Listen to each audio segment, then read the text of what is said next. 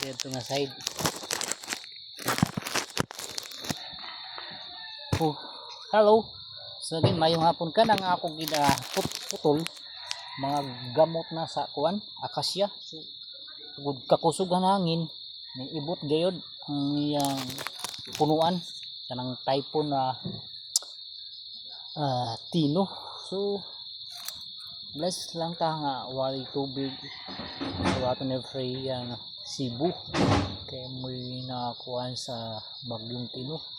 Kusog ang tubig nila, dagan mga kalas nga kinabuhi. So pray naton sila nga makabangon.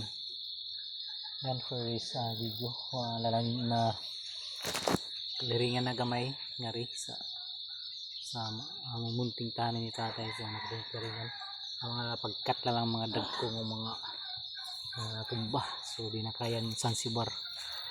So yan for this afternoon video. God bless everyone.